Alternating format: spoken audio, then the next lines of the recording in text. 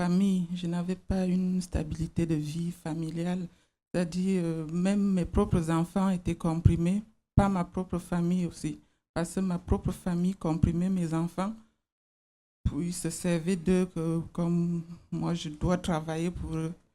Donc, comme on a grandi dans le catholicisme, et moi j'ai connu le Seigneur avant eux. Bon, j'ai connu le Seigneur que mes parents n'ont pas connu parce qu'on allait chez les catholiques.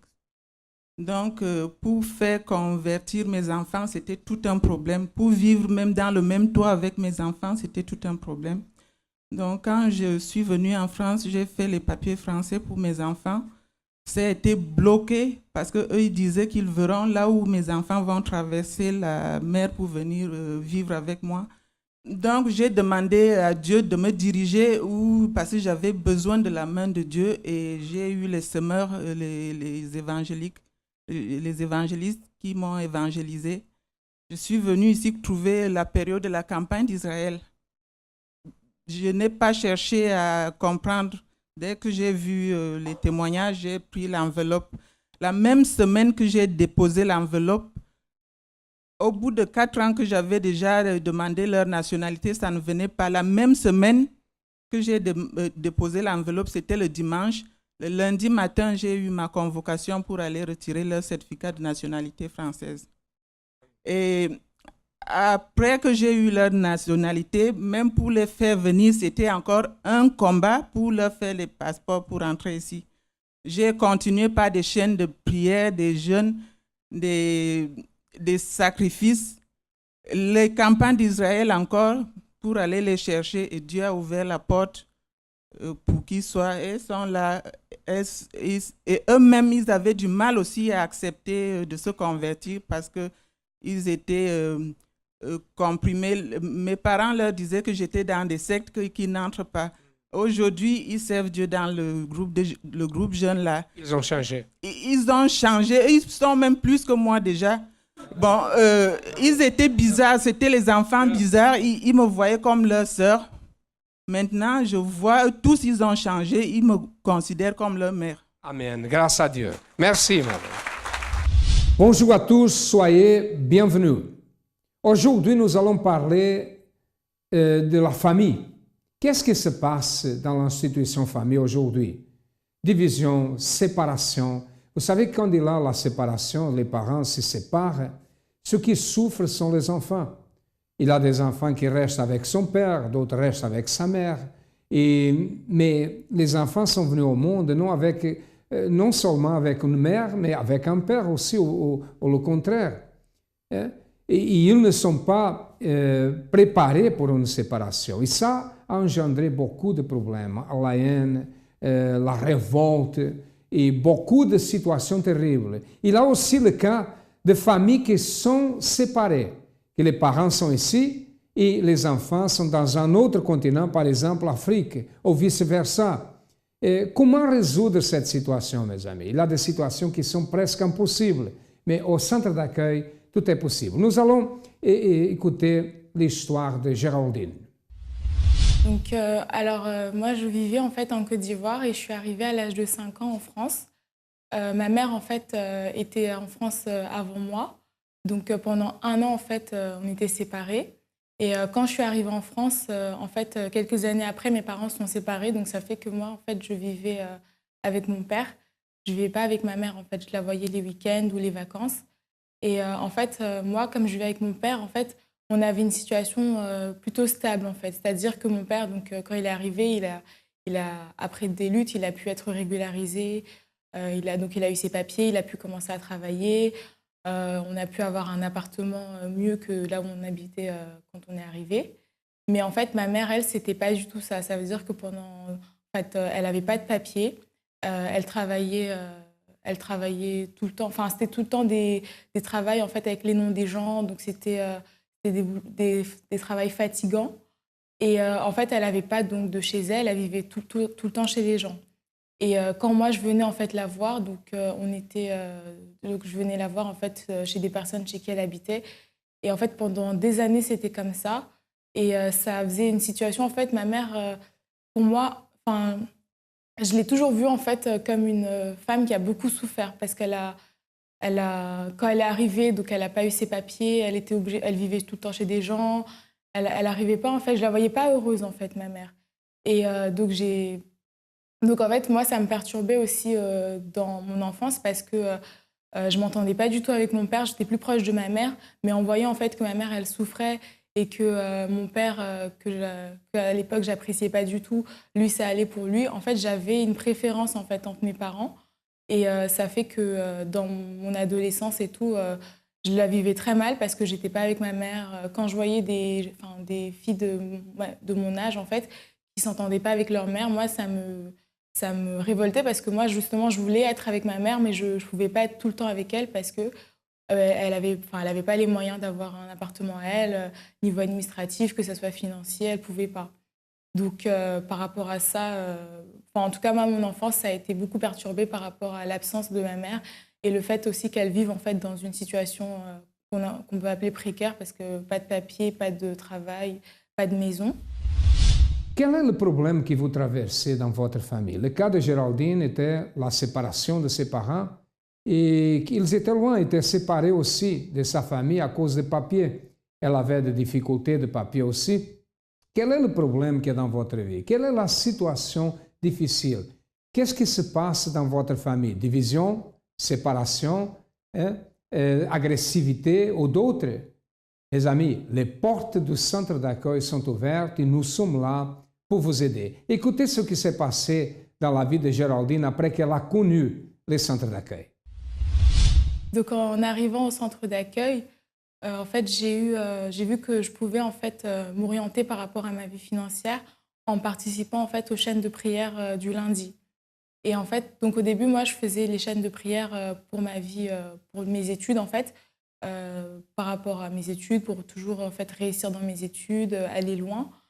Mais en fait, à un moment, en voyant la situation de ma mère, en fait, au fur et à mesure des années, qui s'arrangeait pas, en fait, à chaque fois que je faisais un propos, par exemple, quand on demandait en fait de prier pour notre vie financière ou de déterminer que notre vie professionnelle et financière allait être bénie, que ça soit pour parce que moi à l'époque j'avais pas aussi de titre de séjour, j'avais une carte pour les mineurs.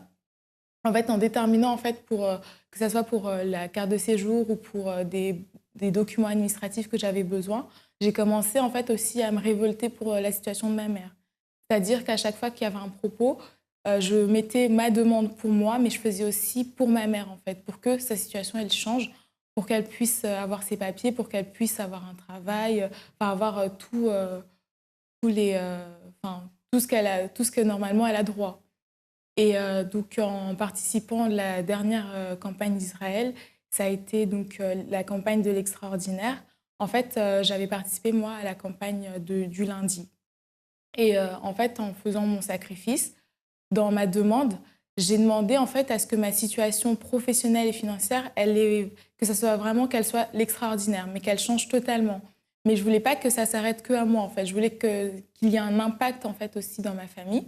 C'est-à-dire que ça soit dans la vie professionnelle, administrative de mes parents, je voulais vraiment un changement total et radical en fait. Parce que pour moi, si la situation financière et administrative de mes parents, elle change, ça va aussi m'apporter.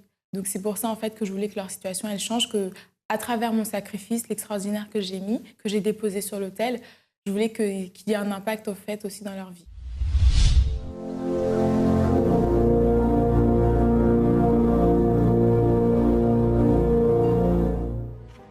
En vérité, je te le dis, nous disons ce que nous savons et nous rendons témoignage de ce que nous avons vu. Et vous ne recevez pas notre témoignage. Si vous ne croyez pas quand je vous ai parlé des choses terrestres, comment croyez-vous quand je vous parlerai des choses célestes ?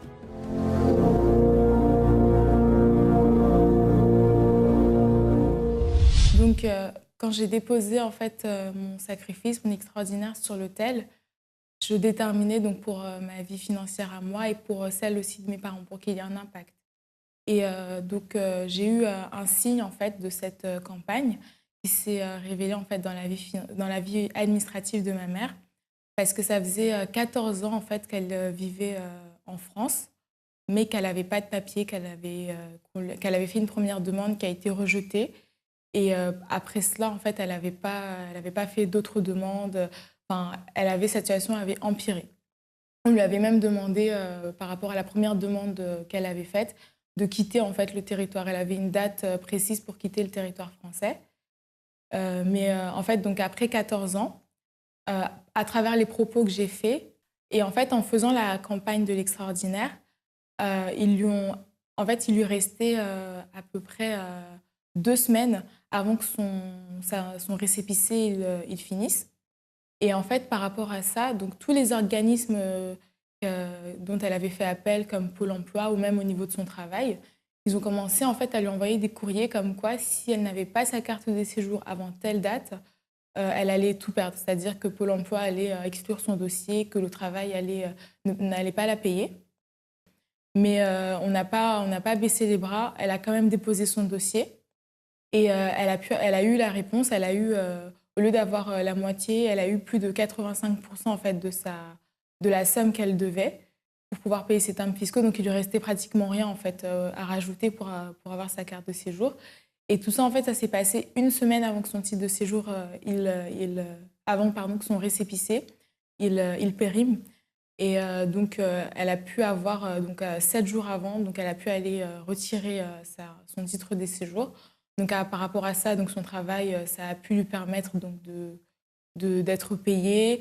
Grâce à ça, elle a pu avoir une carte bancaire, chose complètement banale pour certaines personnes, mais pour ma mère qui pendant 14 ans n'avait pas ses papiers, avoir une carte bancaire, c'est quelque chose de merveilleux en fait. Et ça, en fait, je le dois grâce à Dieu parce que 14 ans dans lesquels en fait elle a vécu dans la honte, dans le mépris par rapport aux autres, vu qu'elle vivait chez les gens, elle n'avait pas de considération. Et en fait, ça aussi, ça a impacté sur moi, sur mon adolescence, sur mon enfance. Et ça a vraiment été 14 ans vraiment difficiles. Mais grâce à Dieu, en ayant connu le centre d'accueil, en ayant mis ma foi en fait en action, ma mère, elle a pu être régularisée, elle a pu avoir son titre de séjour, elle a pu avoir un travail, elle a pu avoir une carte bancaire, enfin plein de choses qui étaient bloquées en fait pour elle. Et ça, je sais que c'est grâce à Dieu. Et je remercie vraiment mon Dieu pour cette victoire. Et je sais que c'est qu'un signe de l'extraordinaire. À travers une attitude de foi, la campagne d'Israël, sa mère est légalisée, elle a légalisé aussi. Tout marche bien dans sa vie financière, sa vie professionnelle. Un miracle a été réalisé parce qu'elle a participé de la campagne d'Israël et a pratiqué aussi une foi intelligente, la foi surnaturelle. Quand nous parlons de la campagne d'Israël, normalement, tous les témoignages parlent de la campagne d'Israël, n'est-ce pas? Oui, parce que la campagne d'Israël, c'est le moment le plus haut au centre d'accueil. Et nous allons écouter plus un témoignage d'une personne qui a participé de la flamme sainte d'Israël. J'avais des problèmes dans ma vie, les problèmes avec ma famille, surtout que, bon, il y avait des choses qui, à un moment donné, je croyais que c'était fini, mais ça ne faisait que me suivre. Tout a commencé par moi-même quand j'étais née, étant séparée de ma maman, dont j'ai grandi avec ma sœur qui m'a élevée. Donc je ne connaissais pas que j'avais une maman autre qu'elle, donc jusqu'à mon âge de 15 ans. Donc ce qui fait que j'ai eu ce manque d'affection maternelle. Après, ma sœur, elle m'a pris mon fils depuis mon pays natal pour l'amener en France. Donc quand elle l'a amené en France, elle était obligée de vivre, de passer par certaines situations dont je ne connaissais pas. Et bien après, une année après, je les ai su, Dieu a permis que j'arrive en France. Et quand je suis arrivée en France, le temps de m'intégrer, je ne savais pas comment les choses se passaient, donc j'étais un peu perdue. Je devrais mentir dans tous les cas, je devais mentir. Mentir à qui? À mon fils, que je n'étais pas sa mère. Parce que l'enfant était inscrit dans une école, je ne devais pas aller chercher l'enfant à l'école, je ne devais pas lui faire savoir que je suis sa maman, je devais toujours lui mentir dans toutes les circonstances. Même quand bien l'enfant me posait la question, est-ce que tu es ma mère? Je le regardais, je lui disais non, je ne suis pas ta mère. Mais après, j'allais dans un coin, je pleurais parce que j'étais obligée. Pour moi, c'était comme une obligation. Pourquoi? Parce que avec l'influence de ma sœur aînée, l'intimidation que j'avais vis-à-vis d'elle, soit en me disant la police, tu n'as pas de papiers, si tu dis voilà, la police, tu vas retourner au pays, voilà. Donc j'avais cette peur-là en moi. Donc je ne comprenais pas pourquoi est-ce que ma soeur me poussait à faire cela, à mentir, à dire à mon fils de le regarder dans les yeux, lui dire que je ne suis pas ta mère. C'était trop dur pour moi, mais bon.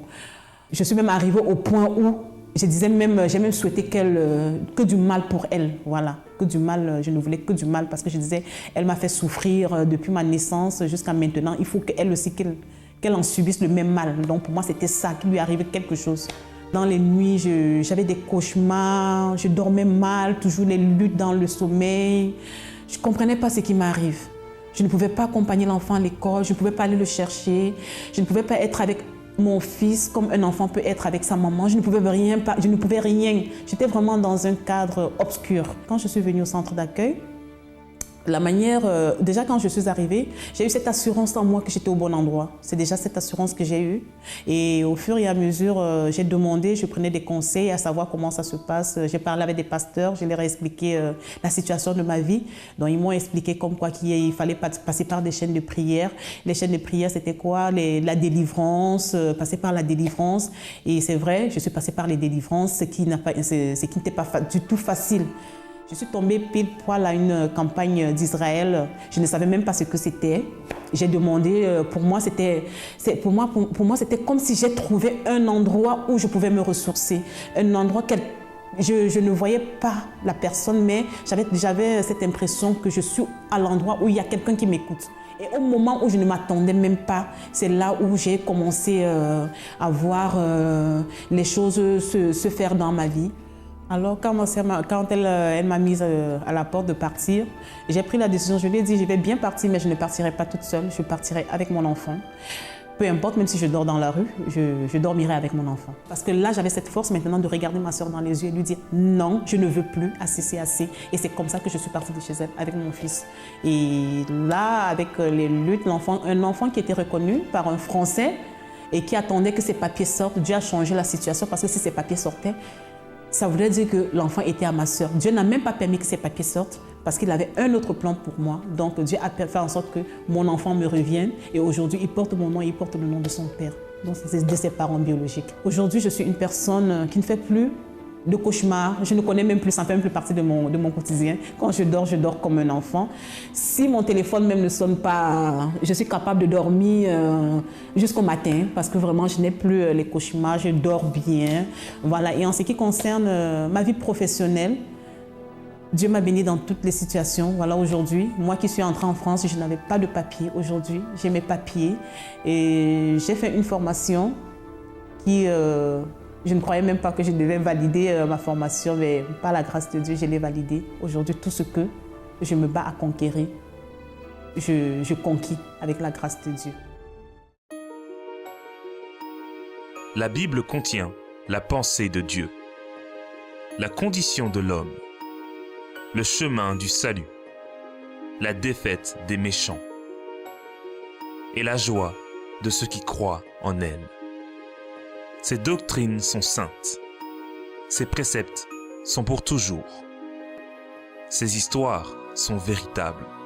Ces décisions sont immuables. Lisez la Bible pour être sage. Croyez en elle pour vous maintenir en sécurité. Pratiquez-la pour être saint. Elle contient la lumière qui donne la direction. C'est l'aliment pour fortifier les faibles, l'appui pour élever le déchu. Elle est la carte du voyageur, le bâton du pèlerin, la boussole du marin, l'épée du soldat, la charte du chrétien. Dans la Bible, vous aurez le paradis restauré, les cieux ouverts, et les portes de l'enfer seront fermées. Christ est le sujet principal, notre bien est son objectif, et la gloire de Dieu est son résultat final. Il devrait occuper votre esprit, dominer votre cœur et guider vos pas. Lisez lentement, quotidiennement et en esprit de prière. Elle est une mine de richesse, santé pour l'âme et une source qui jaillit pour la vie éternelle. Elle traite les plus grandes responsabilités. Elle récompensera le plus assidu. Mais elle n'innocentera pas ceux qui rejetteront ses conseils sacrés. Priez avec elle. Lisez tout et partagez.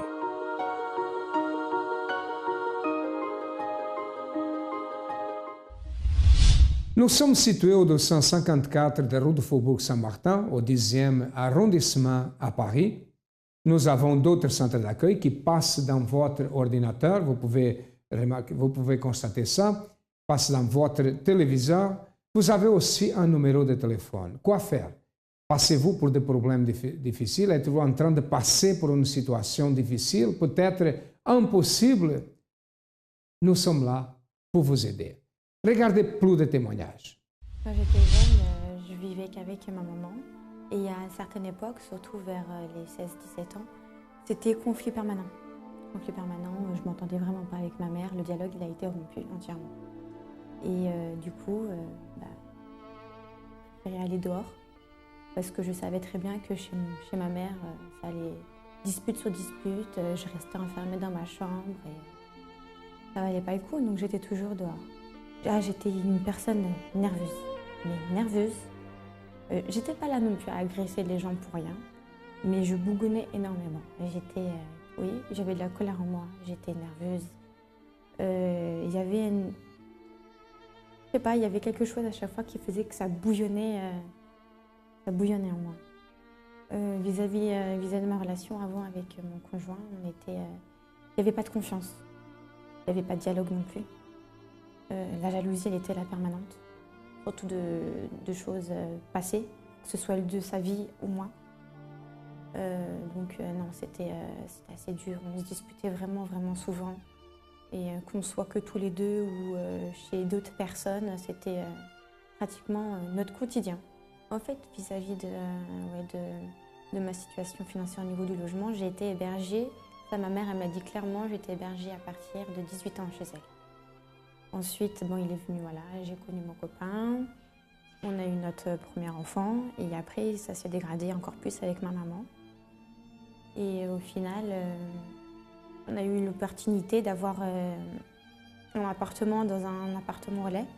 Et c'était pas chez nous, en fait. C'était, mis à part le nom sur la boîte aux lettres et un petit peu la télé, puis nous qui vivons dedans, c'était pas notre appartement. À tout moment, on pouvait avoir une visite, que ce soit le matin comme l'après-midi, des responsables de l'association pour voir si c'est normal, pour voir si on tenait bien l'appartement, si c'était propre, si on n'avait pas des invités surprises, parce qu'on n'avait pas le droit d'amener des gens. Moi, j'avais un problème, c'était les démarches. J'étais là, en fait, je restais là, j'écoutais, mais je restais là, je faisais rien. Et un jour, il y a eu un déclic. Pendant ces 2 ans, j'ai quand même participé aux campagnes, mais même si il y avait comme par hasard, non, mais il y avait des sommes assez conséquentes qui tombaient dans mon compte, je n'avais pas pris conscience. En fait, je faisais toutes les démarches, je suivais tout ce qu'on nous disait de faire, les jeûnes, les propos de prière, mais c'était le sacrifice.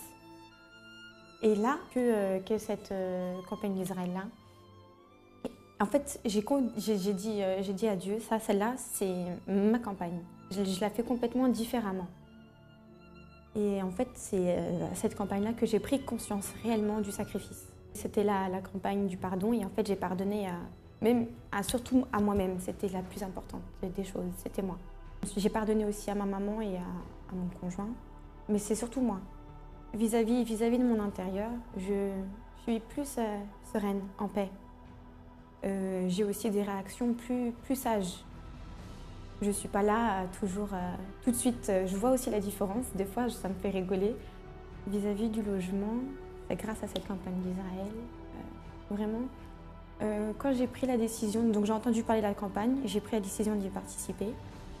Une fois que j'ai pris l'enveloppe, c'était un lundi soir, le lendemain matin, on m'appelle. On me dit, voilà, mademoiselle, on a une proposition de logement pour vous. Et cette fois-ci, je me suis tournée vers Dieu. Et j'ai dit là, c'est hors de question que ça nous repasse encore une fois sous le nez. Là, je suis en pleine campagne, je veux la transformation dans ma vie. Et ça, c'est pour moi. Donc, je ne sais pas comment, je ne sais pas pourquoi, mais ça, c'est notre logement. Et donc, au fur et à mesure de cette campagne, après, j'ai appelé pour qu'on puisse visiter. Quand on a visité, j'ai déterminé, j'en ai toujours dans la campagne d'Israël, et j'ai déterminé vraiment que, Seigneur, quand on va visiter cet appartement, je ne fais pas que visiter, je mets les pieds chez moi. Là, j'ai vraiment pris conscience, et le résultat, il est que j'ai la lettre dans mon sac, mais comme quoi, malgré aussi des blocages aussi vers eux, enfin, j'ai notre appartement. Voilà, si la vie de ces personnes a changé, votre vie peut changer aussi. Quoi faire? Prenez une décision et venez au centre d'accueil et vous allez voir le résultat si vous avez besoin. À demain et que Dieu vous bénisse à tous abondamment.